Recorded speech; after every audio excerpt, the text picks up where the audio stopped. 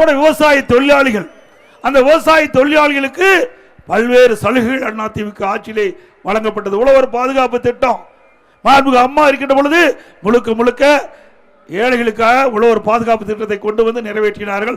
அதிலே பல்வேறு திட்டங்களை செயல்படுத்தப்பட்டது. அதனால் ஏழைகளுக்கு நிறைய நன்மைகளை கிடைத்தது அந்த திட்டத்தின் மூலமாக. அதோட பசு வீடுகளை கட்டி கொடுத்தோம்.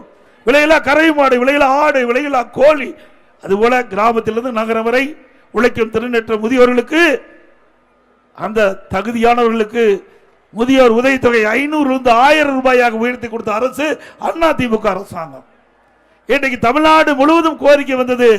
இன்னும் பல பேர்களுக்கு இந்த முதியோர் உதவித்தொகை கிடைக்க வேண்டும் என்று கோரிக்கை வைத்தார்கள். அவருடைய கோரிக்கையை ஏற்று சட்டப்பேரவையிலே சட்டப்பேரவை 110 கீழ் ஒரே நேரத்தில் 5 லட்சம் முதியோர்களுக்கு முதியோர் உதவித்தொகை வழங்கப்படும் என்று அறிவிப்பு கொடுத்து 85% அந்த முதியோர்கள் திட்டத்தின் மூலமாக அவர்களுக்கு மாதந்தோறும் 1000 ரூபாய் முதியோர் உதவித்தொகை கிடைக்க ஒரு திட்டத்தை கொண்டு வந்து நிறைவேற்றிய அரசாங்கம் அதிமுக அரசாங்கம்.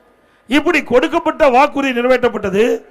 அந்தந்த காலகட்டத்திலே மக்களுக்கு ஏற்படுகின்ற பிரச்சனைகளை தீர்க்கப்பட்ட அரசு அதிமுக அரசாங்கம் என்பதை நேரத்திலே சுட்டிக்காட்ட விளைகின்றேன்.